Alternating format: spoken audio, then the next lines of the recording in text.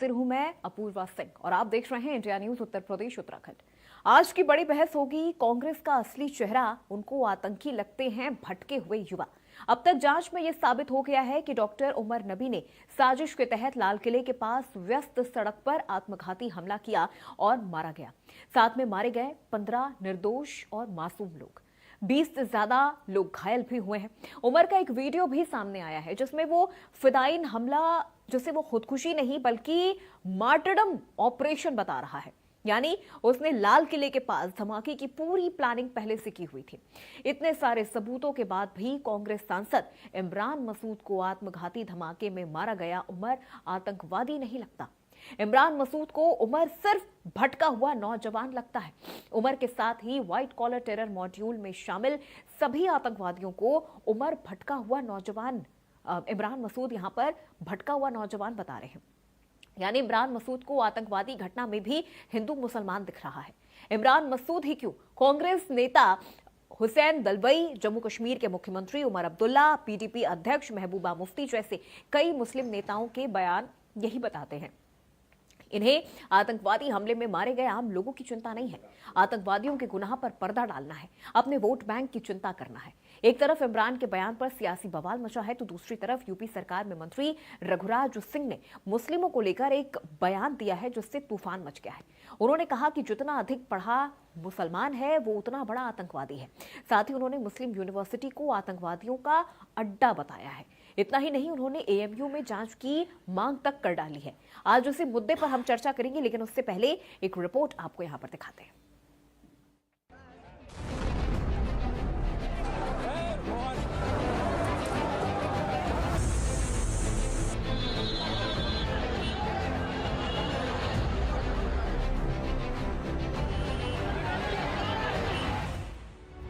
दिल्ली में 10 नवंबर को ऐतिहासिक लाल किले के पास भीषण धमाका। लाल बत्ती पर भीड़-भाड़ के बीच आतंकी डॉक्टर उमर उन नबी ने विस्फोट कर कार के साथ खुद को उड़ा लिया। लोगों के चीथड़े उड़ गए। मरने वालों का आंकड़ा बढ़कर 15 हो चुका है। 20 से अधिक लोग घायल हैं। शवों को पहचानना मुश्किल हो गया है। डीएनए जांच करवाने की नौबत आ पहुंची है। मासूम लोगों का आतंकी उमर से ना तो सीधा वास्ता था, ना ही किसी माध्यम से ही। पाकिस्तान समर्थित आतंकी संगठन जैश-ए-मोहम्मद की एक सोची समझी आतंकी साजिश।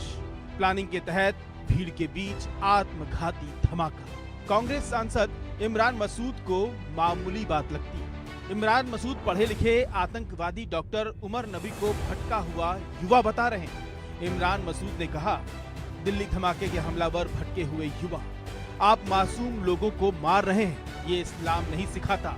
जो वीडियो आया है मैं उससे सहमत नहीं हूँ। खुदकुशी किसी भी सूरत में इस्लाम में काबिले कबूल नहीं, हराम।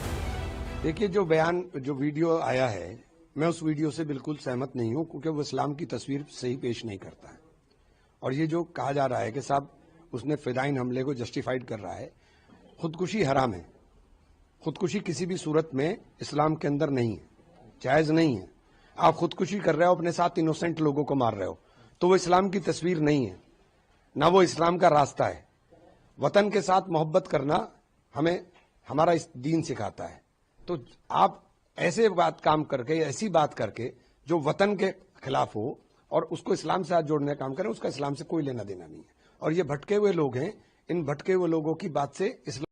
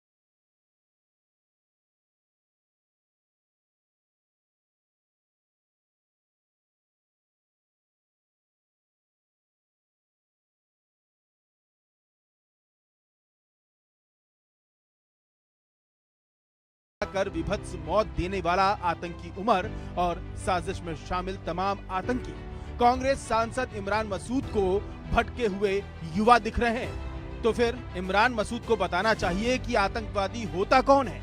आतंकियों को बचाने वाले इमरान मसूद के बयान पर बीजेपी ने निशाना साधा है। कांग्रेस का असली चेहरा फिर बेनकाब हुआ। आतंकी उमर ने मासूमों की हत्या की। कांग्रेस सांसद उसे भटका हुआ युवा बता रहे हैं। देश कांग्रेस पर कभी भरोसा नहीं कर सकता। ये वोट बैंक नीति को राष्ट्र नीति से ऊपर रखने के अलावा कुछ नहीं है। कांग्रेस मुस्लिम लीग माओवादी कांग्रेस बन चुकी है।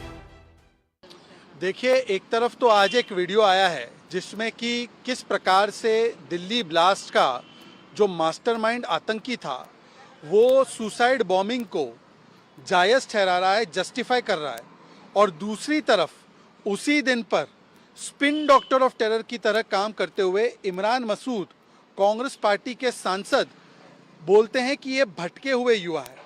एक पूरा का पूरा इकोसिस्टम वोट बैंक नीति को राष्ट्र नीति के ऊपर रखते हुए जब से ये आतंकी हमला हुआ है, आतंकियों के बचाव में उतरा है। 10 नवंबर को दिल्ली में हुए धमाके को जांच एजेंसियों ने फौरन ही आतंकी हमला नहीं बताया। लंबी जांच पड़ताल हुई। जैश के नए व्हाइट कॉलर टेरर मॉड्यूल का खुलासा हुआ। इस मॉड्यूल के आतंकियों की गिरफ्तारियां हो रही हैं। पूछताछ में कई खुलासे हो रहे हैं। यानी कड़ी जांच पड़ताल के बाद ही एजेंसियों ने दिल्ली धमाके के डॉक्टर उमर का आत्मघाती हमला माना। गृह मंत्री अमित शाह ने आतंकियों और उनके आका को सख्त और कड़ी चेतावनी दी है कि आतंकियों को पाताल से भी ढूंढकर सजा दी जाएगी।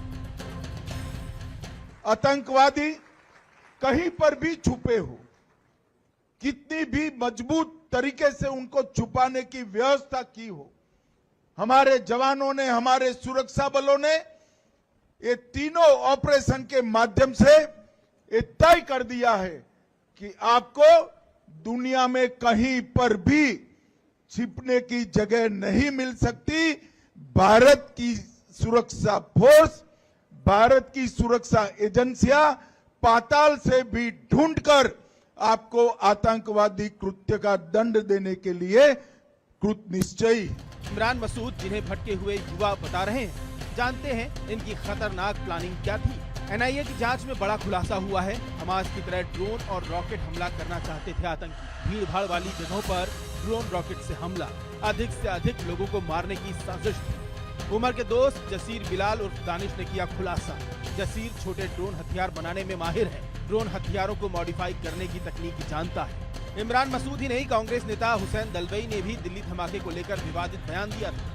उन्होंने बिहार चुनाव से पहले दिल्ली में हुए धमाके के साथ आरएसएस की विचारधारा पर भी सवाल उठाया। सवाल है कि कांग्रेस आतंकी हमले को अंजाम देने वाले आतंकवादी की हिमायती क्यों बन रही है। कांग्रेस आतंकवादी हमले में भी हिंदू मुसलमान की ओछी राजनीति क्यों कर रही है। क्या कांग्रेस के लिए मासूम और निर्दोष लोगों की मौत से ज्यादा अहमियत आतंकवादी रखते हैं। कभी सर्जिकल स्ट्राइक तो कभी ऑपरेशन सिंदूर पर सवाल क्यों। आतंकियों को बचाने की कांग्रेस की ये कैसी विचारधारा है। Bureau report, India news.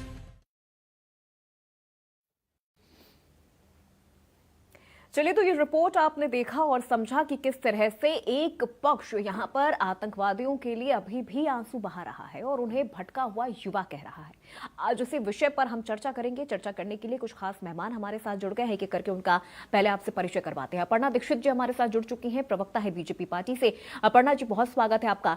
महंत सीताराम जी महाराज हमारे साथ जुड़ चुके हैं हिंदू धर्मगुरु के तौर पर। महंत जी, आपका भी बहुत स्वागत है। रतन तिवारी हमारे साथ जुड़ गए हैं, प्रवक्ता है कांग्रेस पार्टी से। रतन तिवारी जी, आपका भी बहुत स्वागत है। और शोएब सिद्दीकी साहब हमारे साथ जुड़ गए हैं मुस्लिम स्कॉलर के तौर पर। शोएब सिद्दीकी साहब, आपका भी बहुत स्वागत है। और हमारे सहयोगी सिद्धार्थ प्रताप सिंह हमारे साथ जुड़ चुके हैं। सबसे पहले एक बार सिद्धार्थ का यहाँ पर रुख करना चाहूंगी और उनसे एक सवाल यहाँ पर लूंगी, उसके बाद सीधे चर्चा की शुरुआत प्रवक्ताओं के साथ करेंगे। सिद्धार्थ, जिस तरह से कार्रवाई लगातार की जा रही है, अगर हम बात लखनऊ की कर ले तो वहां पर भी कार्रवाई हो रही है। फरीदाबाद तक यूपी की जो जांच एजेंसियां थी, उत्तर प्रदेश की जो पुलिस थी, वो अल फलाह यूनिवर्सिटी तक पहुंचती है। और अब धीरे धीरे जो वीडियो हमने देखा, जो वीडियो सामने आया था उमर का, वहां पर वो फिदाइन हमले को किस तरह से बता रहा है कि ये करना कितनी बड़ी शहादत का ये काम है, उसका ये वीडियो, और उसके बाद इमरान मसूद का ये कहना कि ये भटके हुए युवा है।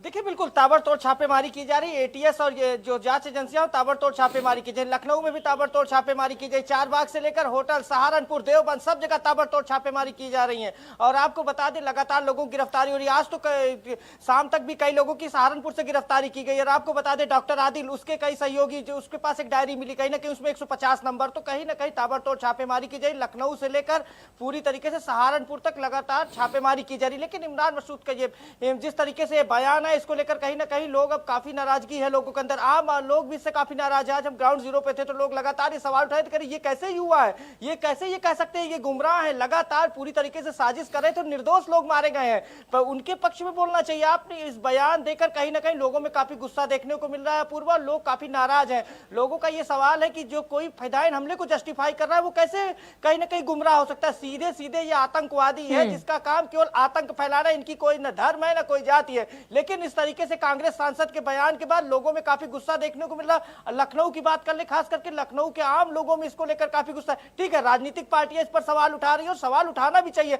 ये देश की सुरक्षा का सवाल है। और आपको बता दें कि ऐसे इस तरीके के बयान देकर कांग्रेस सांसद क्या बताना चाहते हैं, ये गुमराह है। शाहीन, डॉक्टर शाहीन, जिसको कहीं ना कहीं सरकारी कॉलेज से जिसने पढ़ाई की थी और कम फीस में कहीं ना कहीं उसको पढ़ाया गया था, इसलिए पढ़ाया गया था कि देश में इस तरीके से वो हरकत करे। आप कहीं ना कहीं टेरर फैलाएंगे तो कहीं डॉक्टर्स नहीं, टेरर फैलाने वाले, और ये व्हाइट कॉलर टेररिज्म है। सीधे सीधे ये समझना होगा कांग्रेस सांसद को। लेकिन आज लोगों में इसको लेकर काफी गुस्सा देखने को मिला। जाति धर्म से लोग ऊपर उठकर लगातार इस बयान को लेकर निंदा कर रहे थे और लोग सवाल पूछ रहे थे कि ऐसे लोग जीत कर क्यों जाते हैं और ऐसे लोग जीत के हमने क्यों भेजा। हमने जीत कर ये इसलिए भेजा है कि कुछ देश में अगर इस तरीके की दिक्कत आए तो सबके साथ खड़े हो, ना कि ऐसे लोगों को जस्टिफाई करे। जी चलिए ठीक है, सिद्धार्थ में लौटूंगे आपके पास। अब एक बार चर्चा की शुरुआत यहाँ पर प्रवक्ताओं के साथ करते हैं। रतन तिवारी जी, सबसे पहले तो आपसे ही शुरुआत करूंगी, चूंकि इमरान मसूद साहब ने जो ये बयान दिया है, आतंकवादियों को उन्होंने भटका हुआ युवा कहा है, क्या क्लैरिफिकेशन, क्या एक्सप्लेनेशन आप उनके इस बयान को देना चाहेंगे? इससे पहले कि आप ये कहें कि इस बयान को बहुत तोड़ मरोड़ के पेश किया जा रहा है, तो इस पर आपकी क्या क्लैरिफिकेशन है, क्या सही डेफिनेशन उनके इस बयान की है, वो पहले एक बार मैं आपसे समझूंगी। सबसे पहले मैं आप सभी लोगों को नमस्कार करता हूं।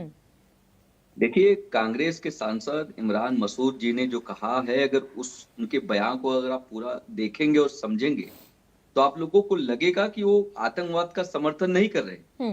वो यह बता रहे हैं कि वो भटका हुआ युवा है, या भारतीय जनता पार्टी की डबल इंजन की सरकार चल रही है, उस सरकार में युवाओं को रोजगार नहीं मिल रहा है, इसलिए युवा जो है वो भटक रहे हैं और इस रास्ते को चुन रहे हैं। उन्होंने ये भी बताया कि इस्लाम में सुसाइड मंजूर नहीं है, सुसाइड करना नहीं बताया गया है। उन्होंने ये भी बताया कि मासूम लोगों की जान लेना यह इस्लाम नहीं सिखाता, इसका मैं विरोध करता हूं। ऐसा कृत्य करने वाले लोगों को सजा मिलनी चाहिए। तो आप बता दीजिए उन्होंने क्या गलत कह दिया।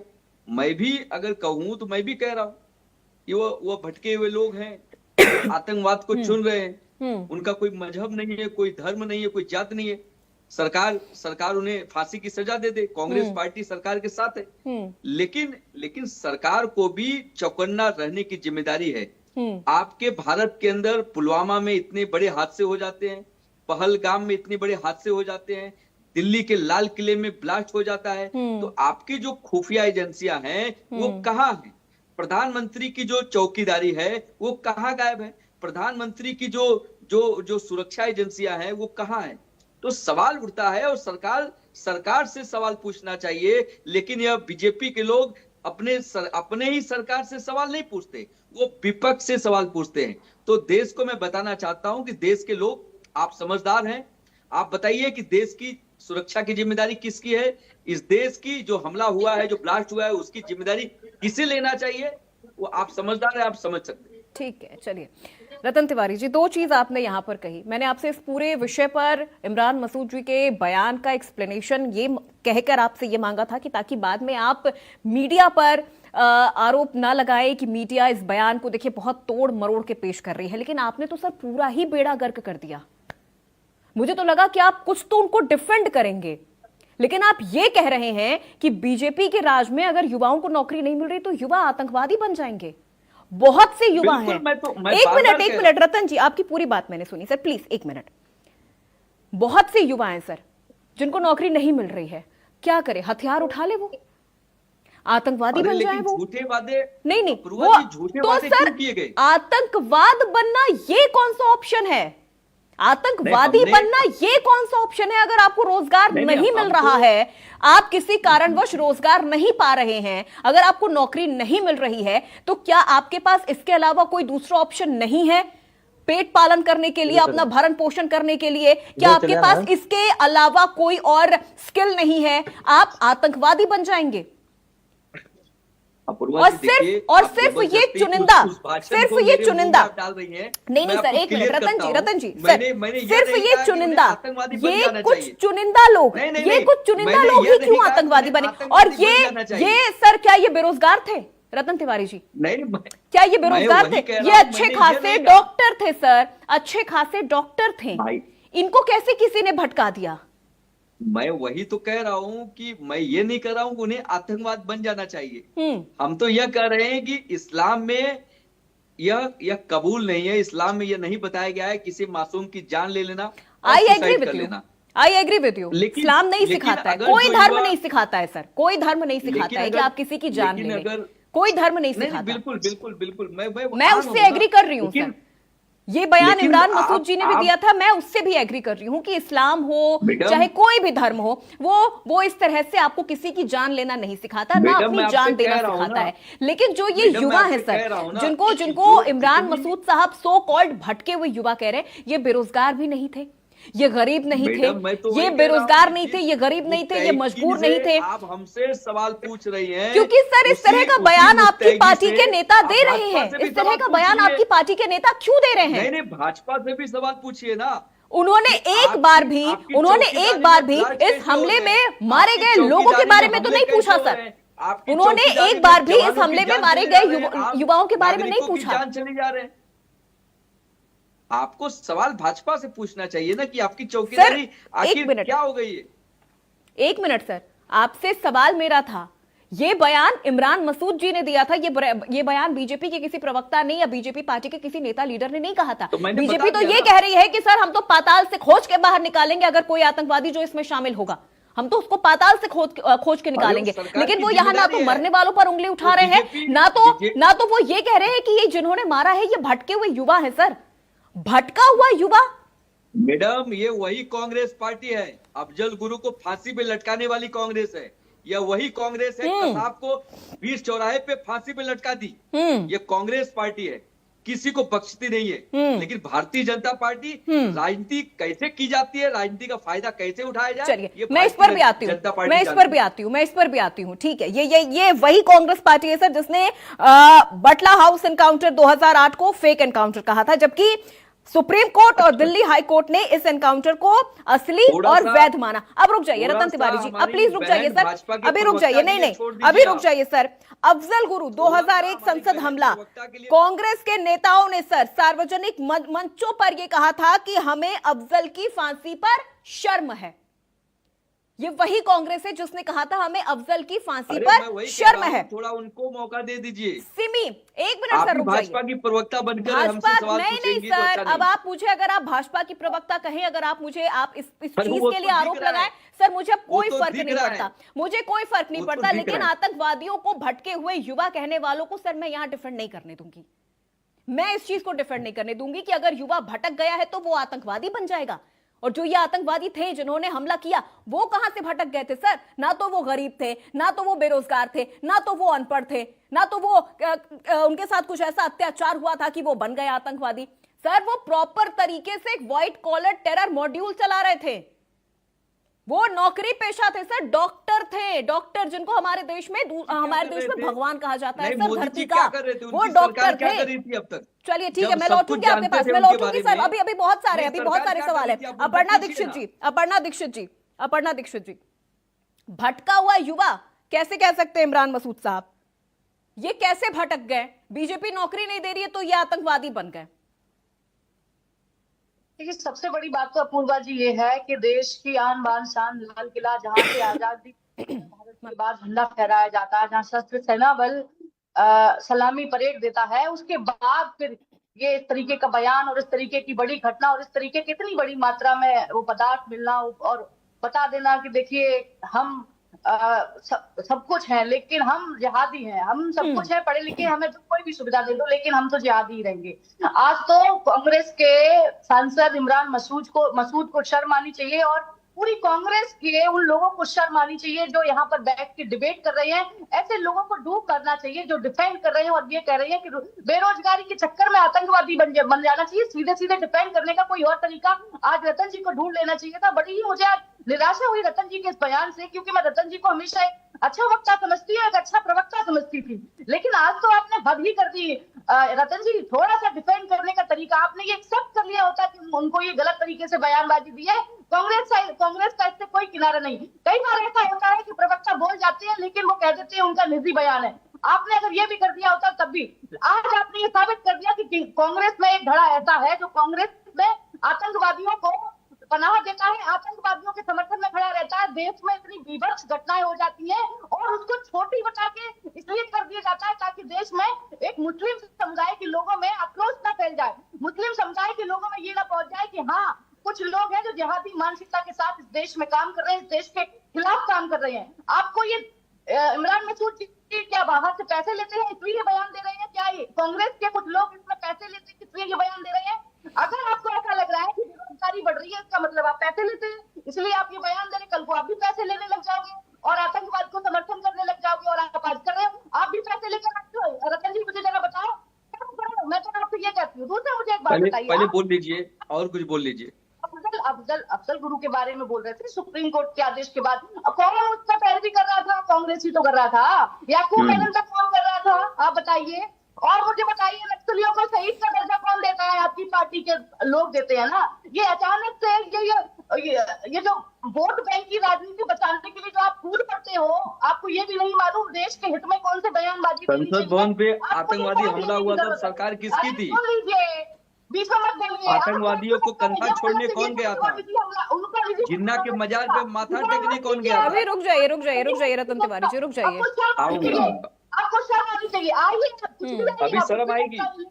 अभी मैं शुरू करूंगा तो आपको भी शर्म आएगी और शायद चुरू भर पानी न मिले आपको डूब मरने के लिए। हमला इतनी बड़ी घटना, देश की अस्मिता का प्रतीक, जिन्ना के मजार पे माथा टेकने आप लोग जाओ, कंधार आते हो अकबर की मजार पे बाबर की मजार पे सबसे पहले कौन गया था? रतन तिवारी जी, सबसे पहले कौन गया था? इंदिरा गांधी गई थी। कराची और भारत सबसे पहले इंदिरा गांधी जी गई थी सर, चलवाओ। सबसे पहले इंदिरा गांधी जी गई थी बाबर की मजार पे, और जाके उन्होंने कहा था कि बहुत अच्छी अनुभूति हो रही है यहाँ आके। एक बयान सुना दीजिए आप। दरअसल पूर्व लोगों ने फेंका, अपूर्वा जी, कोई बयान होगा आपके पास? समुदाय के लोगों में आक्रोश ना फैल जाए, मुस्लिम समुदाय के लोगों को हम डिफेंड करेंगे और बड़ी बड़ी घटना, हम छोटी छोटी घटना को बता देंगे। भटके हुए युवाएं, यही किसी हिंदू का नाम आ गया होता तो ये बुरी तरीके से पीछे पड़ जिन्ना के मजार पे माथा टेकने वाले। चलिए अब रुक जाइए अपर्णा जी, रतन जी अब रुक जाइए। बाकी मेहमान भी हमारे साथ जुड़ गए, एक एक करके एक बार पहले उनसे भी रिएक्शन ले लेते हैं। शोएब सिद्दीकी साहब, आपको भी लग रहा है ये जो आतंकवादी हैं जिन्होंने दिल्ली के लाल किले के पास इस तरह से एक अटैक किया, 15 निर्दोष लोगों की जान चली गई, उसमें हम ये तो नहीं सर गए देखने कि उसमें कितने मरने वाले हिंदू थे या कितने मरने वाले मुस्लिम थे, जबकि दोनों ही धर्म के लोग थे जिनकी जान गई, और दोनों के लिए सर उतनी ही पीड़ा, उतना ही दुख हो रहा है। लेकिन इमरान मसूद का ये कहना कि ये भटके हुए आतंकी हैं, और रतन तिवारी जी का भी ये कहते हुए डिफेंड करना कि अगर इनको नौकरी नहीं मिलेगी तो फिर ये आतंकवादी बन जाएंगे। देखिए पूर्णा जी, ऐसा है, ये जो हादसा हुआ है बहुत बड़ा हादसा हुआ है, इसको बहुत हल्के ना लिया जाए। लेकिन आप अगर ये बात देखिए तो इस तरह के मामले जो होते हैं इसमें आप डिबेट जो है दूसरों पे ले चले आते हैं। आप बताइए, इमरान मसूद का जो अपना बयान था वो तो नंबर 2 की बात होगी, उन्होंने क्या बयान दिया, इस्लाम क्या कह रहा है, तो बहुत बड़ी तारीख है। लेकिन अगर आप देखिए तो इसके पीछे एक नाम और भी निकल गया, प्रियंका शर्मा का भी नाम निकल के आ रहा है, जो मेरे ख्याल डिबेट पे आप भी नहीं ले पा रही हैं और लोगों को भी नहीं मालूम है, और आप कांग्रेस प्रवक्ता पे भी हमलावर हो रही हैं। और देखिए यहाँ पे एक बात अपूर्णा जी आती है कि रघुराज सिंह जी ने जो इतना बड़ा बयान दिया है, देखिए मैं उसके खिलाफ हूँ, ये बात मान के चलिएगा अपूर्णा जी। ये आतंक शोएब जी, रघुराज सिंह के बयान पर अभी हम आएंगे। रघुराज सिंह के अभी बयान पर अभी हम आएंगे। अभी इमरान मसूद के बयान पर रहते हैं। आतंकवाद जो होते हैं, नहीं देखिए अभी हम रघुराज सिंह के बयान पर भी आएंगे सर। अभी हम उनसे भी उनके उस बयान पर अभी हम अपर्णा दीक्षित से भी हम इस पर सवाल करेंगे, लेकिन अभी आप इमरान मसूद के इस बयान पर हमें जवाब दीजिए। आपने तो कमाल कर दिया। सुनिए देखिए, सुन तो लिए। देखिए होता क्या, देखिए एंकर अगर पार्टी बन जाएगा तो मैं डिफेंस की बात नहीं कर पाऊंगा। मैं उसके खिलाफ नहीं हूँ। देखिए मैं डेकोरम होता है ना सर, चर्चा करने का एक डेकोरम होता है। अब सब एक ही में मिला के सर खिचड़ी नहीं पकाना है ना, एक एक करके चर्चा कर रहे हैं ना, एक एक करके मुद्दा उठा रहे हैं। अभी इमरान मसूद के मुद्दे पर रहते हैं, आप उस पर जवाब दीजिए ना। इमरान मसूद के इस बयान पर जवाब दीजिए ना। देखिए इमरान, देखिए एक चराग 100 चराग जलते हैं। बात निकली है तो दूर तक जाएगी, लोग बेवजह उदासी के सबक पूछेंगे। इमरान मसूद ने जो कहा है, इमरान मसूद ने बात कही, उनका बयान मंदराम पे चल रहे हैं। रघुराज सिंह ने कितना बड़ा बयान दिया, उन्होंने हर मदरसे पे इल्जाम लगा दिया। जबकि भाजपा ने जो हमारे अब्दुल कलाम साहब को राष्ट्रपति बनाया था, वो भी एक मदरसे से पढ़े हुए थे, उन्होंने अलीगढ़ यूनिवर्सिटी पे इल्जाम लगा दिया। अलीगढ़ यूनिवर्सिटी पूरी दुनिया में मशहूर है। आप अलीगढ़ यूनिवर्सिटी में जितने लोग पढ़ने आते हैं, मैंने अपर्णा जी से इस पर सवाल करूंगी। मैं अपर्णा जी से इस पर सवाल करूंगी, अपर्णा जी से सवाल मैं करूंगी। लेकिन शोएब सिद्दीकी साहब, ये भटके हुए युवा कैसे हैं? अगर कोई युवा बेरोजगार है, अगर उसे नौकरी नहीं मिल रही है, तो वो आतंकवादी बन जाएगा? सीधा सिंपल सा सवाल है सर, हाँ या ना? देखिए बिल्कुल सही कह रही। देखिए हाँ ना तो नहीं हो पाएगा। आप उधर से 6 दिख रही, हमें 9 दिख रहा। मैं कह रहा हूँ हाँ ना कैसे नहीं हो पाएगा सर? देखिए हाँ ना कैसे नहीं हो पाएगा सर? सिंपल सा इसका सवाल है ना, सिंपल सा जवाब है। वाकया है, जो हादसा हुआ बिल्कुल गलत हुआ है, और हर मजहब में ये बयान भी तो गलत है, गलत माना गया। ये बयान भी गलत है सर। देखिए इमरान मसूद ने जो बयान दिया है, देखिए बात समझिए। अभी कांग्रेस के प्रवक्ता ने आप तो अपनी बात कही, हमारे वहां नहीं, हर मजहब में है कि अगर आप खुद मानेंगे तो वो रूह भटकती रहेगी। और जो नौजवान जो उन्होंने कहा, देखिए उसके टिप्पणी पे मैं गहरी में नहीं जाऊंगा। मैं रघुनाथ सिंह वाली बात करूंगा, चूंकि मैं भी यूपी का लखनऊ का रहने वाला हूँ, कि उन्होंने अगर एक मुसलमान ने गलती की तो पूरी कौम को आपने के बयान पर बात करना है, आपको इमरान मसूद के बयान पर बात नहीं करना है। आप उस पर ये नहीं कहना चाह रहे कि नहीं उन्होंने गलत कहा। कोई युवा अगर भटक जाएगा, किसी के पास अगर नौकरी नहीं है, किसी के पास अगर नौकरी नहीं है, तो वो आतंकवादी बन जाएगा। देखिए आतंकवादी जो बन रहा है उसका कोई मजहब ही नहीं होता। मैंने कहा 50 गैर मुस्लिम बम ब्लास्ट में, अजमेर बम ब्लास्ट में कौन निकला बताइए, कितने बम ब्लास्ट निकले? मैं जो सपोर्ट नहीं कर रहा हूँ, मैं कह रहा हूँ जो कांड हुआ बिल्कुल गलत हुआ है। जो जिसने क्या गलत किया, उसमें मुसलमान हिंदुस्तान हर मुसलमान आतंकवादी नहीं होता, हर मुसलमान आतंकवादी नहीं होता जी। तो मैं तो बात हमेशा आतंकवादी नहीं होता, लेकिन यहाँ पर मेजोरिटी किसकी निकल कर आ रही है सर? मेजोरिटी किसकी निकल कर आ रही है? Doctor Shaheen, doctor Umar. तो जो देखिए मैं सपोर्ट थोड़ा कर रहा हूँ, उनको सजा मिलेगी। और हमारे गृह मंत्री अमित शाह ने बात कही है कि ढूंढ के निकाला जाएगा, मैं आपके साथ हूं। लेकिन आप ये जो कह रही इमरान मसूद ने जो बात किया, उनका अपना बयान हो सकता है। मैं आपसे बात कर रहा हूँ, रघुनाथ सिंह ने कितनी बड़ी बात कह दी, उस पर आप डिबेट नहीं कर रहे, उस पर मेरी नहीं सुन रहे।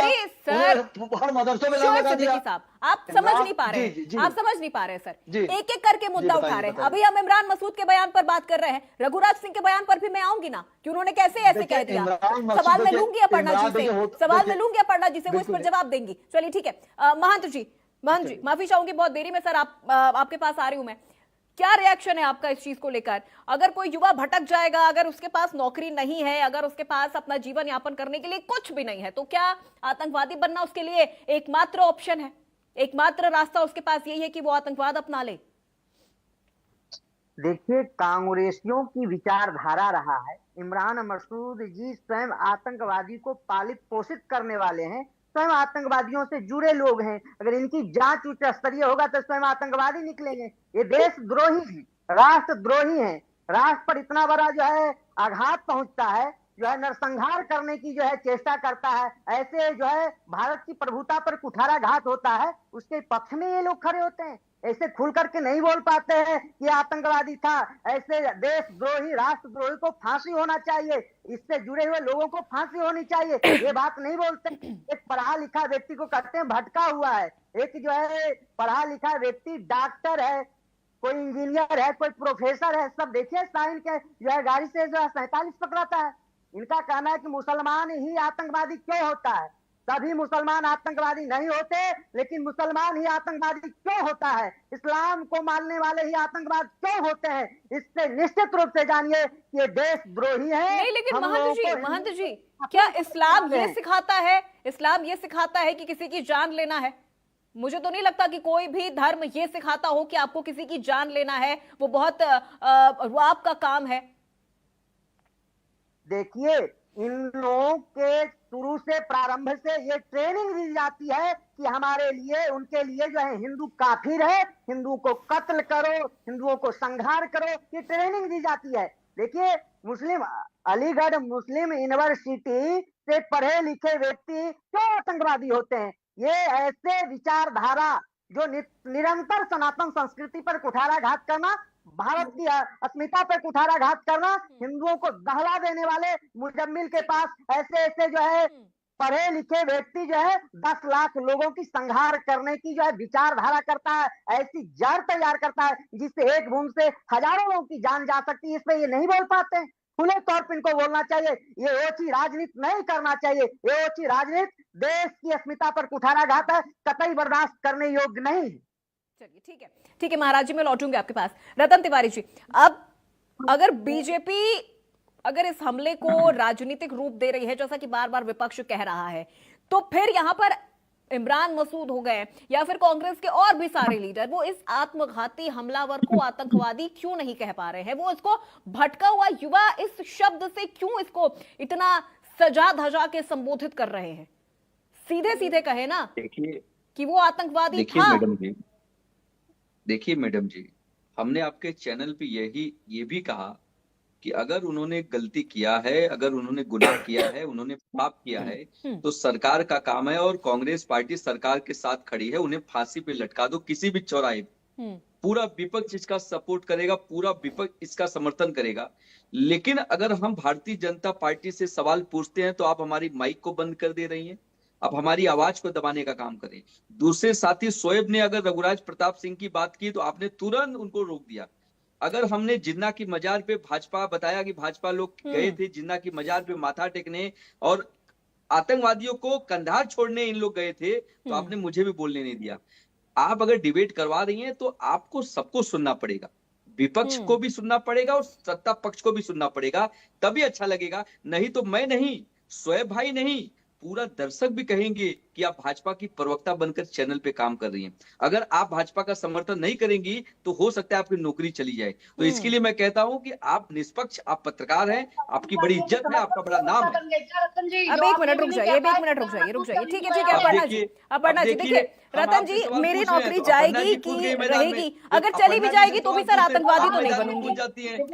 रुक जाइए अपर्णा जी, रतन तिवारी जी, अगर मेरी नौकरी रहती है सर, या अगर चली भी जाती है, बेरोजगार भी हो जाऊंगी सर, भटक भी जाऊंगी, लेकिन कभी आतंकवादी नहीं बनूंगी। पहली चीज। दूसरी चीज आतंकवाद की कोई जाति धर्म नहीं है, बिल्कुल नहीं बनना चाहिए। तो सर मेजॉरिटी किसकी है यहाँ पर? मेजॉरिटी हम किसकी? मोदी अगर आपको रोजगार उपलब्ध नहीं कराएंगे, हिंदू आतंकवाद शब्द किसने लाया था? हिंदू आतंकवाद शब्द किसने लाया था? अगर कोई आतंकवादी गैर मुस्लिम निकलता है, अगर कोई आतंकवादी गैर मुस्लिम निकलता है तो आप तो सर पूरा डंका पीट देते हैं कि ये हिंदू आतंकवाद है, ये हिंदू आतंकवाद है। मुस्लिम अगर कोई आतंकवादी निकलता है तो आप उसकी धर्म यहाँ पर आपके लिए नहीं होता है कि नहीं, उसका तो कोई धर्म नहीं है। क्यों नहीं होता है उसका कोई धर्म? कौन से धर्म से आता था वो? कह दिया ना कि उसने जो किया है उसकी सजा मिलनी चाहिए, लेकिन आप भी एक बार उसको आतंकवादी क्यों नहीं बोल रहे हैं? आप उसको भटका हुआ युवा क्यों कह रहे हैं? जिसको नौकरी नहीं मिली तो वो भटक गया। चैनल पे बैठ के वो दम दिखाइए, हुंकार ये भरिए कि प्रधानमंत्री नरेंद्र मोदी आपकी चौकीदारी में इतने बड़े बड़े हमले कैसे हो रहे हैं? आपकी कांग्रेस के कार्यकाल में इतने बड़े बड़े हमले कैसे हो गए सर? कांग्रेस के कार्यकाल में इतने बड़े बड़े हमले कैसे हो गए? कांग्रेस के कार्यकाल में इतने बड़े हमले कैसे हो गए? डबल इंजन की सरकार से सवाल पूछेंगे तो देश के दर्शकों को अच्छा लगेगा, मुझे भी अच्छा लगेगा। सर जब कांग्रेस की सरकार थी ना, अब आप सुन लीजिए, जम्मू कश्मीर में कितने सारे ऐसे हमारे सेना के जवान थे जो वहां पर सिर्फ एक मूक दर्शक की तरह वहां पे खड़े रहते थे। अब चले नो गए फायर 70 साल आफ्टर पुराने। 9 mm, ये अरे सर वहां आप पर रिकॉर्ड क्यों होता था आप कि सुन जब सुन तक के जब तक पाकिस्तान आप की तरफ से जब तक आज की पाकिस्तान बात की करिए तरफ से ना, मोर्टार तक पहलगाम वहां की से अगर बात ना छोड़ करिए, दिया जाए, पुलवामा की चाहे बात कुछ भी हो करिए। जाए, आप 9 mm से ऊपर फायर नहीं कर सकते हैं। ये था सर धन्यवाद। कांग्रेस के कार्यकाल में। क्या आतंकवादी हमले नहीं अरे हुए भारत आपको में? ये भी- क्या कर लिया आपने? क्या कर अरे लिया आप आपने? ये भी बता दीजिए ना कि इंदिरा गांधी ने 93,000 सैनिकों को घुटने के बल लाके खड़ा कर दिया था। ये भी तो बता दीजिए चैनल पे, ये नहीं बताएंगे आप। गलत क्या है? उसके बाद आतंकी हमले क्या बंद हो गए sir? Mumbai serial blast, Varanasi में। मैं आपसे हार गया पूर्वा जी, मैं आपसे हार गया। चलिए अपर्णा जी, अब सवाल यह है कि रघुराज सिंह ने जो ये बयान दिया है, ये किस तर्क पर ये बयान दे रहे हैं? अगर एक अल फलाह यूनिवर्सिटी से इस तरह से जो स्टूडेंट्स हैं वो अगर आतंकी हैं वहां के स्टूडेंट्स, तो फिर क्या अलीगढ़ मुस्लिम यूनिवर्सिटी को इसी कटघरे में खड़ा कर देना सही है क्या? देखिए अपूर्वा जी, मैं इस पर जवाब जरूर दूंगी और लोगों की जैसा नहीं है कि मैं इस पर ये कह दूंगी कि नहीं उन्होंने ठीक नहीं बोला या उन्होंने ठीक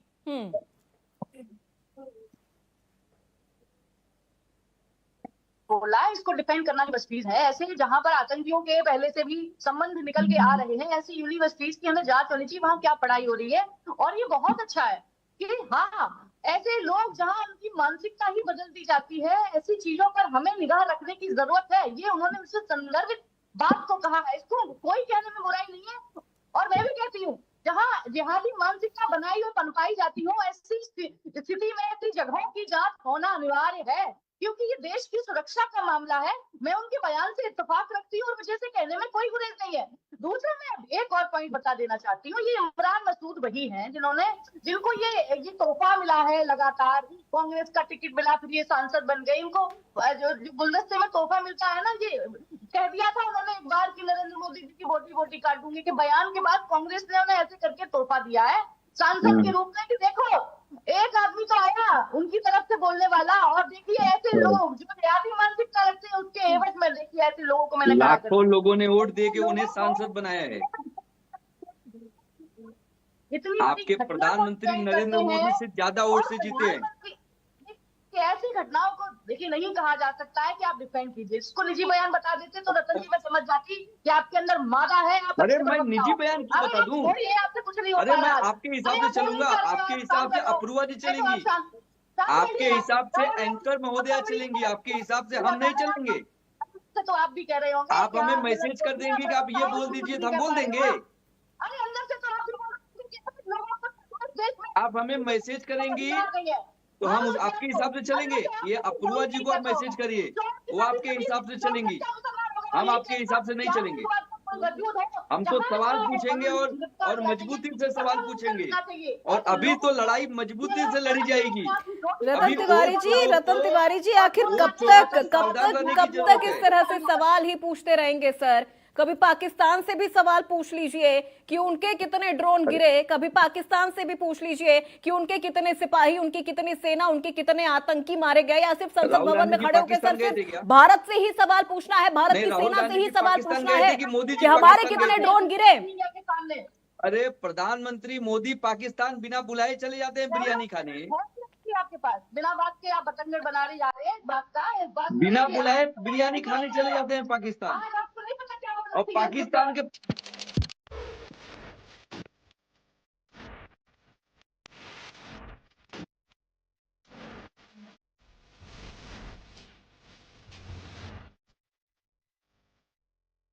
समझौता एक्सप्रेस इन लोग चलवाते हैं, आतंकवादियों को कंधार छोड़ने इन लोग जाते हैं, भाजपा के लोग। यासिन मलिक को कांग्रेस दफ्तर में किसने बुला के मुलाकात की थी सर? राहुल गांधी, प्रियंका गांधी की बाइक चलाई जाती है, अजय राय जी पूरे यासिन मलिक से किसने मुलाकात की थी? क्या बोलेंगे? एक टी शर्ट दिखा दूंगा, शायद आप चुल्लू पर पानी में डूब के मर जाएंगे। नहीं सर, अरे ठीक है, देखिए मरने मारने वाली बात यहाँ पर नहीं हो रही है। चलिए अब रुक जाइए शोएब सिद्दीकी जी से यहाँ पर एक सवाल है। शोएब सिद्दीकी जी अब रुक जाइए एक मिनट अपर्णा दीक्षित जी रतन तिवारी जी अब एक मिनट रुक जाइए। देखिए रतन तिवारी जी, शायद मुझे लगता है ये आपके लिए भी जानना जरूरी है, अपर्णा जी के लिए भी जानना जरूरी है इंदिरा गांधी ने बिना जाने बुझे, 1967 बिना में सर जब तैयारी वो किए काबुल चैनल दौरे पे पर आ गई जाते थी ना, जब वो काबुल दौरे पर गई थी, तब वहां जाकर उन्होंने बाबर की कब्र पर श्रद्धांजलि दी थी। ठीक है, सिर झुकाया था सर शहादत में। जिन्ना के मजार पे कौन गया था वो भी तो बता दीजिए। अरे सर वो तो बता दिया आपने, इंदिरा जी का भी तो बताइए। अरे तो श्रीमती आप इंदिरा बता गांधी दीजिए जी अगर हिम्मत है। 1967 में आप काबुल बता दौरे पर दीजिए जाते कि हैं और आडवाणी जी बाबर गए की थे माथा कब्र टेकने। पर जाकर वो वहां जसवंत माथा सिंह जी टेकती गए थे है माथा सर। टेकने। क्यों? अगर हिम्मत है तो नाम लेके बता दीजिए। आपको अगर इतिहास यासिन पता मलिक होगा को तो कांग्रेस आप दफ्तर किसने बुलाया था सर? अरे भाई यासिन मलिक को कांग्रेस दफ्तर किसने बुलाया था? क्यों मुलाकात की थी सर? क्यों पूर्वा जी आपका मुलाकात की थी? प्रमोशन तय है, प्रमोशन आपका हो जाएगा। बहुत बहुत धन्यवाद आपको। चलिए सर, बहुत आभार आपका कि आपने मेरी इतनी चिंता की कि मेरा प्रमोशन होगा। बैठे बैठे सर सब कुछ आपने कह दिया, प्रमोशन हो जाएगा, नौकरी रहेगी, नौकरी नहीं रहेगी। सर उसकी चिंता छोड़ दीजिए, उसकी चिंता छोड़ दीजिए। ऐसे बहुत सारे आरोप लग गए हैं, सुना दिया गया है, उसकी अब मुझे टेंशन नहीं होती है सर, उसकी मुझे टेंशन नहीं होती है। लेकिन बार बार जो ये सवाल आप ये कह रहे हैं ना, भारत से सवाल पूछना है आपको, भारत की सेना से सवाल पूछना है संसद में खड़े होकर कि हमारे कितने ड्रोन गिर गए, हमारे कितने सैनिक मारे गए। ये तो सर पाकिस्तान भी नहीं पूछ रहा है, ये तो पाकिस्तान भी नहीं पूछ रहा है। वहां पे तो सर राहुल गांधी की खूब वाहवाही हो रही है, खूब उनके बयानों को बहुत एकदम हर्षोल्लास के साथ प्रफुल्लित होकर लोग वहां पर सुन रहे हैं। पाकिस्तान से भी पूछ लीजिए कि उनके कितने ड्रोन गिरे, उनके कितने सेना मारे गए, उनके कितने आतंकी मारे गए। कभी सर सीमा चौड़ा करके एक बार उनसे भी पूछ लीजिए, उनसे भी पूछ लीजिए। ठोक दो, सरकार के साथ पूरा विपक्ष खड़ा है। और आप ये कहने से नहीं होता सर, ये आपने तब भी कहा था, पहलगाम अटैक पर भी आप लोगों ने यही कहा था कि हम सरकार के साथ हैं। लेकिन अगले ही दिन सर संसद भवन में खड़े होकर आपके नेता ये पूछ रहे हैं कि हमारे कितने ड्रोन गिरे, हमको ये पहले बता दीजिए, हमारे कितने सैनिक मारे गए, हमको पहले ये बता दीजिए। क्यों? अरे भैया आप ये बताइए ना कि युद्ध विराम क्यों हो गया? जो हम पहलगाम को लेके ऑपरेशन सिंदूर चला रहे थे, पाकिस्तान को मार रहे थे, अचानक युद्ध विराम क्यों हो गया? ये भी तो बता दीजिए। सर कम से कम युद्ध शुरू तो हुआ, इतना होने की बात, कम से कम युद्ध शुरू तो हुआ सर। अब रुक जाइए, बाकी मेहमान भी है सर, बाकी मेहमान भी हैं। शोएब सिद्दीकी जी, भटका हुआ युवा, और अभी रघुराज जी का भी जो सवाल है वो मैंने अपर्णा जी से पूछा, वो डिफेंड तो नहीं कर रही हैं उनके इस बयान को। ठीक है, उनका ये बयान अगर वो इस तरह से कह रहे हैं हर मुस्लिम यूनिवर्सिटी पे, अगर वो इस तरह से आक्षेप लगा रहे तो ये गलत है, ये गलत है। देखिए अपर्णा जी, मुझे सिर्फ 30 सेकंड, इस तरह से आक्षेप नहीं लगा सकते हैं। लेकिन अगर यहाँ पर बात मेजॉरिटी की करें तो फिर मेजॉरिटी सिर्फ किसकी निकल के सामने आ रही है? अपर्णा जी आप मुझे 30 सेकंड दे दीजिएगा, लेकिन बीच में टोकिएगा नहीं तो बात आपके भी समझ में मेरी समझ में आ जाएगी। देखिए अपर्णा जी, होता क्या है, किसी जो क्लास होते हैं उसमें 100 बच्चे पढ़ रहे हैं और टीचर एक ही दो बच्चे को ज्यादा इंपॉर्टेंट दे रहा है तो वो क्लास बिगड़ जाता है, कोई बच्चा पढ़ नहीं पाता। उसी तरह घर में अगर 6-7 औलादे हैं और माँ बाप किसी एक औलाद को बहुत चाह रहे हैं और सबको नजरअंदाज कर रहे हैं तो वो घर बिगड़ जाता है, कभी बनता नहीं है। उसी तरह टीवी पर अगर एंकर जो है सबकी नहीं सुनता है और एक डिफेंस में आ जाता है, दूसरा अटैक करता है, तो बस तो डिबेट दूसरों पर चली जाती है। अब आइए प्रतापगढ़ी पर आ जाइए, प्रतापगढ़ी पर आ जाइए। इमरान प्रतापगढ़ी बहुत बड़ी शख्सियत नहीं है, आप लोग डिबेट करके उनको बड़ा बना देती हैं। वो राज्यसभा सांसद में, ठीक अच्छी बात है, मैंने बार बार बात कही और हमारे कांग्रेस प्रवक्ता ने बात कही कि जो नौजवान की बात कही है, ये मैं आपको चैलेंज से कह रहा हूं कि मैं उसके खिलाफ हूं जो उन्होंने कहा है। देखिए होता क्या, नौजवान अगर मैं हूं या आप हूं, अगर नौजवान बेरोजगार है तो उसका मतलब ये नहीं कि गलत हथियार उठा ले, गलत काम कर रहे। अगर मुझे नौकरी नहीं मिलती है या कुछ, मैं गलत काम ना करूं। लेकिन इमरान प्रतापगढ़ी के बयान को आप बहुत इंपॉर्टेंट दे रही है और रघुराज सिंह जी ने जो इतने बड़े बड़े बयान दे दिए, आप बताइए, उन्होंने अलीगढ़ यूनिवर्सिटी के ऊपर निजाम लगा दिया लेकिन आपने उस पर कोई बात नहीं करी। और यही बोला, अब मेरी बड़ी बहन बैठी है, इस तरह से भाजपा की प्रवक्ता मेरी बड़ी बहन बैठी है, इसको लेकर अगर वो इस तरह से आक्षेप लगा रहे हैं, अगर वो इस तरह का बयान दे रहे हैं, गलत है। इस तरह का बयान नहीं देना चाहिए। सुन तो मेरी अपर्णा बहन बैठी है, भाजपा प्रवक्ता है, मेरी बराबर डिबेट में रही है आपके साथ। उन्होंने बहुत अच्छा डिफेंस किया, मुझे अच्छा लगा। जैसे मेरी औलाद तो गलत काम करती है तो मैं बहुत खूबी डिफेंस करता हूं, लेकिन पड़ोस की औलाद अगर अच्छा काम भी करती है तो खराब साबित कर देती हूँ।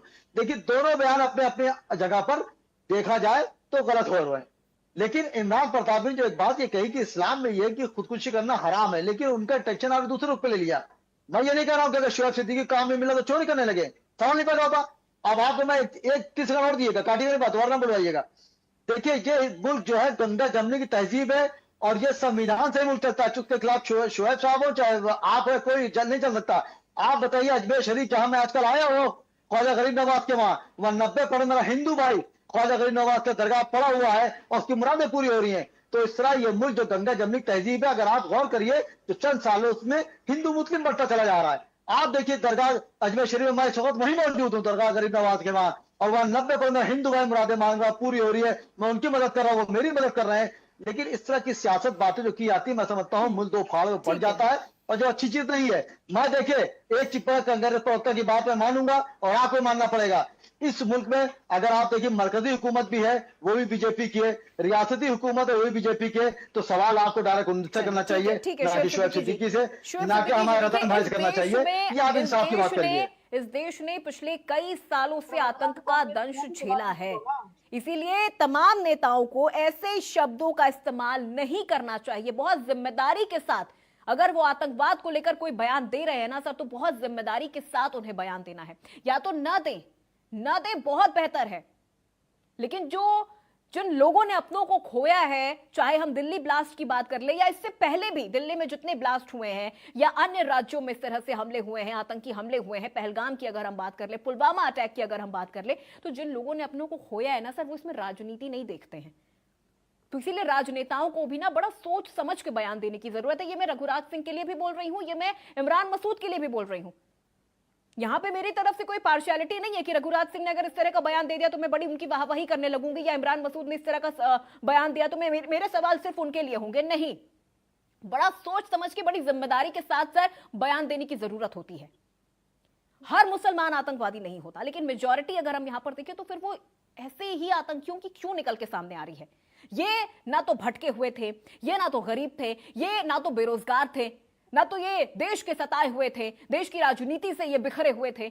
सब कुछ था सर इनके पास, परिवार भी था, नाम भी थी, इज्जत भी थी, पढ़ाई भी थी, सब कुछ था, नौकरी भी थी, फिर ये कैसे भटक गए।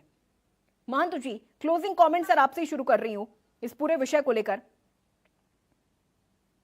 आतंकवादियों की जो है धर्म वह इस्लाम ही धर्म होता है, मुसलमान ही क्यों जो है आतंकवादी होते हैं। यूनिवर्सिटी की बात आई, अलीगढ़ में हिंदू छात्र छात्राओं को होली पे दौरा करके मारा गया था। रघुराज सिंह जी ने जो कहा वह सही कहा। इस तरह के हमारे देश में भी मुझे शायद ये मैं इस चीज के लिए एक्सेप्ट नहीं करूंगी कि अगर उन्होंने ये बयान दिया है तो हम हर मुस्लिम को उस नजरिए से देखें या फिर हर यूनिवर्सिटी को हम इस नजरिए से देखें। अलीगढ़ मुस्लिम यूनिवर्सिटी का अपना एक ऑरा रहा है सर, अपनी एक अच्छा इतिहास भी उनका रहा है। हिंदू छात्र छात्राओं को होली समारोह में दौरा करके मारा गया था, वो कौन सा विचारधारा था? मैं पूछना चाहता हूँ कि हिंदू छात्र छात्राओं को दौरा करके मारना ये कौन सी विचारधारा? ये तो आतंकवादी विचारधारा है। कहते हैं कि गंगा जमुना की तहजीब है, तो क्या मैं अपने उत्सवों को, अपने त्योहारों को नहीं मना पाऊंगा? अगर मनाता हूं क्या आप दौरा करके मारोगे? ये कौन सी विचारधारा? यही तो आतंकवादी विचारधारा है, यही तो जिहादी विचारधारा है। इसी विचारधारा को पनपने नहीं दिया जाएगा। उन्होंने जो कहा उस 100% सही कहा है। मैं पूछना चाहता हूँ, कांग्रेस जी के प्रवक्ता है और यहाँ पे मुसलमान भाई भी है, उनसे पूछना चाहता हूँ क्यों हिंदू भाई बहनों को दौरा करके मारा गया था? महंत जी मैं लौटूंगी आपके पास। आप लोग ठीक है महंत जी मैं लौटूंगी आपके पास। रतन Tiwari ji sir, closing comment इस पूरे विषय को लेकर, क्योंकि हम चर्चा के एकदम अंतिम पड़ाव पर हैं, तो मैं चाहूंगी कि इस पूरी चर्चा का निष्कर्ष क्या निकल के सामने आ रहा है। Closing comment. देखिए अफरोहा जी, सीताराम जी की बात का मैं जवाब नहीं दे सकता क्योंकि वो खुद ही महंत हैं और वो जो बोलते हैं वो खुद ही समझ लेते हैं। लेकिन मैं इतना कहना चाहता हूं कि आज के युवाओं को थोड़ा ईमानदारी से देश हित में काम करना चाहिए और गलत चीजों से बचना चाहिए। और मैं एक ही चीज कहता हूँ कि जो घटनाएं घटी हैं, सरकार की जिम्मेदारी है उन्हें पकड़े, उन्हें फांसी की सजा दे, और सरकार की जिम्मेदारी है चौकसी मजबूत होनी चाहिए, देश का चौकीदार चौकन्ना होना चाहिए। जहां जहां आतंकवादी हमले हो रहे हैं, सरकार की जिम्मेदारी है, सरकार को नैतिक जिम्मेदारी लेनी चाहिए, न कि विपक्ष से सवाल पूछना चाहिए। और ऐसी घटनाओं का कांग्रेस पार्टी कभी समर्थन नहीं करती। अगर इमरान मसूद जी ने जो कहा है वो किस आधार पे कहा है, उन्होंने कुछ बातें बताई हैं, उस वीडियो को देखेंगे तो लोगों को समझ में आएगा। बाकी इस चीज का कांग्रेस पार्टी कभी समर्थन नहीं करती। ठीक है अपर्णा दीक्षित जी, क्योंकि सर अपर्णा जी, इस देश ने आतंक का दंश झेला है, तो मुझे लगता है कि सभी नेताओं को ना बड़ा सोच समझ के और एक जिम्मेदारी के साथ ऐसे बयान देने चाहिए। बड़ा अच्छा लगा पूर्वा जी की लास्ट में रतन जी ने इस बात को एक्सेप्ट किया कि कांग्रेस का इससे कोई लेना देना नहीं। ऐसे ही किसी प्रवक्ता को डिफेंड करना चाहिए था, मैं इसके साथ हूँ। लेकिन मैं इतना कहना देना चाहती हूँ कि ऐसे लोगों को अगर आप टिकट देके सांसद बनाते रहोगे तो कांग्रेस पार्टी गर्त में जाती रहेगी, क्योंकि इनको तुष्टीकरण की राजनीति में इतना मजा आता है कुछ लोगों को कि वो अपना चेहरा चमकाने के लिए पूरी कांग्रेस का बंटा ढार कर देते हैं। इनको भी पता है, सबको पता है, और यही हालत है। कांग्रेस अगर अभी भी नहीं संभली तो यही हाल होना है। दूसरा, जिम्मेदारी की बात कर रहे थे, तो सरकार पूर्ण तरीके से, मैं बता दूं, बहुत बड़ी घटना को रोकने में हम सक्षम हुए हैं। और ये जो हम इनको लगातार, इनके पीछे थी सुरक्षा एजेंसियां, और ये जल्दबाजी में हुआ आधा अधूरा हमला है, ये भी कहा गया है। और मैं आपको सुनिश्चित कर देना चाहती हूँ अपूर्वा जी, इंडिया न्यूज चैनल के माध्यम से और आपके माध्यम से, कि किसी को भी नहीं छोड़ा जाएगा, चाहे वो कोई भी हो। मैं आपके माध्यम से ये भी कहूंगी कि आने वाले समय में जितना भी विपक्ष का कहना है, प्रकाश करना है, करिए, लेकिन साफ होना चाहिए सुरक्षा के मामले में। ये देश की सुरक्षा का मामला है पूर्वा जी, और आने वाले भविष्य में इस तरीके की घटनाएं, अगर, मैं तो चाहूंगी कि सुरक्षा एजेंसी हमेशा अलर्ट ही रहती है, लेकिन अगर कुछ लोग ऐसी सुरक्षा एजेंसी कोई त्रुटि भी होती है तो हमेशा सरकार ने माना है कि हम इन एजेंसियों को और भी इंतजाम रखें और शोएब सिद्दीकी जी, घटना ना हो। ठीक है, शोएब सिद्दीकी जी, क्लोजिंग कमेंट इस पूरे विषय पर आपका।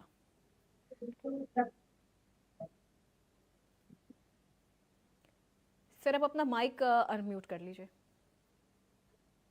अपर्णा जी, देखिए, जो ये हादसा हुआ है उसके खिलाफ मैं हूं, मैं मुल्क के साथ हूं। और मैं एक बात, दोनों बात कहना चाहूंगा, इमरान मसूद साहब हो या हमारे रघुराज साहब हो, उनको इस तरह के बयान से बचना चाहिए।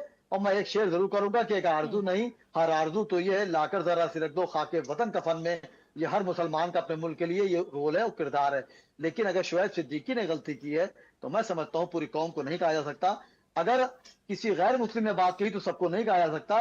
मेरी गुजारिश है कि इस मुल्क की गंगा जमनी को बनाए रखा जाए, और जो लोग इस तोड़ने की बात कर रहे हैं उनके खिलाफ सख्त कार्रवाई की जाए।